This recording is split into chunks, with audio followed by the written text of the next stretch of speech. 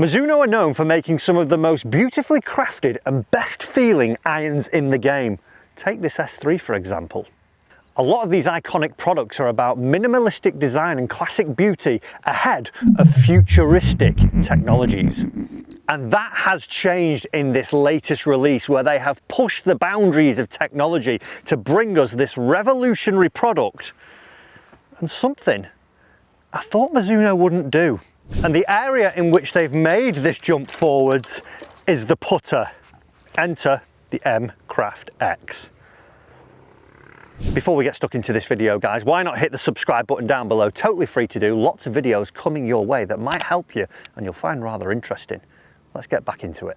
So like many of the irons, the putter line also followed suit in that they had that timeless look about them, whether it were the blade, the mallet, they were forged generally, they had the milling of the face, and they were generally a one-piece design.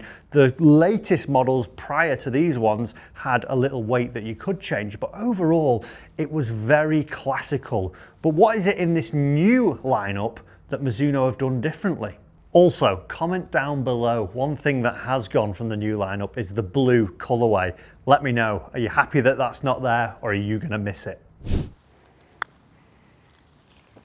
Now, we've seen other manufacturers like TaylorMade, Lab, Odyssey, all making lots of jump forwards in the mallet market. And also, we've seen a big switch, not only in the amateur game, but also in the professional game, led by world #1 Scotty Scheffler, going for the mallets. And I know what you think. This might just look like a bog standard mallet to you, but there's a lot more than meets the eye. And where the story differs with these mallets from other mallets is that it's playing like a blade, but giving you the forgiveness of the mallet. Let me explain. So because of the construction of this putter, what Mizuno have been able to do is do what other companies are trying to do as well. Give you that blade-like response and feel and feedback whilst keeping the forgiveness high. We see other competitors actually doing similar, but not giving you that feedback aspect like the blade. And that's all to do with this back piece. But let me explain a little bit about the putter before I tell you about that. Now, where we get the feel aspect from this putter is from the forged face and neck area. We see a milled club face on here and then the forged one piece of steel. It also has toe and heel weights that are changeable and that sit in the forged face part of the putter. They are what are providing the forgiveness along with the back piece.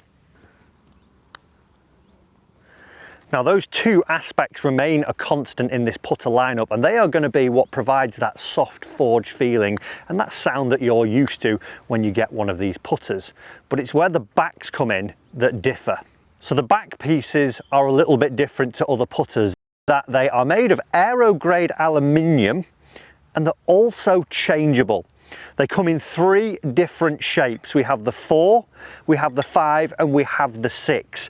The 4 being a little bit more of a squarey mallet, the 5 being a little bit more of the rounded mallet, and the 6 being more of the fang-like shape that we've seen become very popular over the last few years. And because of the aero-grade aluminium, I mentioned earlier that what Mizuno wanted to do was produce something that gives you the forgiveness of the mallet, but also gives you the feedback of the blade. And that's what this does. But because of how light these back pieces are, what they are able to do is increase the MOI, the stability, the forgiveness aspect, whilst actually keeping the COR low, which is where we see the feedback aspect coming in terms of the blade. Now, what this essentially means and why this is fantastic is that even when struck out of the toe, we see that the ball still gets to the hole. Even when struck out of the heel, we still get the ball rolling out pretty much to where it would be, like we would see if the puck was struck out of the middle. We still see a similar distance achieved on all of them. But what we do get is actually the feedback to know that we've hit it out of the toe or the heel. Thus, I can go and make the changes as the player and actually improve myself, as opposed to just relying totally on forgiveness. That is where some other putters fall down. You don't generally get that feedback on your missed strikes, and you might be led to think that everything is hunky-dory when you're putting. So I mentioned that these putters had changeable backs, and what you get with these putters is a little key like so, and your traditional Allen key that you would get for changing your drivers. And how they change is by actually loosening the weight on the back of the putter underneath.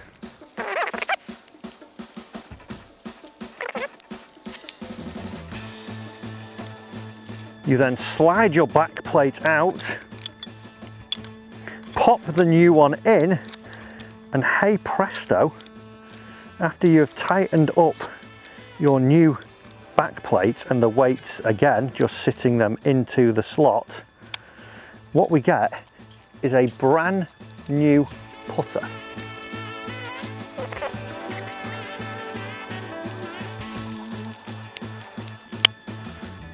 Just like that, I've got a brand new putter. So I mentioned there's 3 backs. There's also 3 types of neck options available. We see the plumber's neck, we see the slant neck, and we also see the double bend neck. Marrying those up with 3 different weight types, we can make these putters super customizable. Unfortunately, not all the pieces come in the one putter you would buy. So with these huge leaps and bounds in the technology, it does come with a cost price, but one that I think is aligned with the other putters that we see in this category.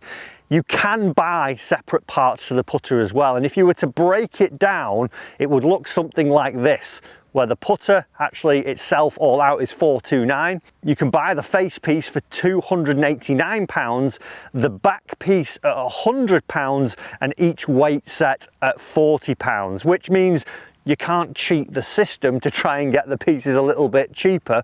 But what you can do, if you were to choose your desired neck and you did fancy changing the style, what you're able to do is just get a different back piece for £100 to maybe give it that fresher look after you've got your neck fit and the length of your putter fit.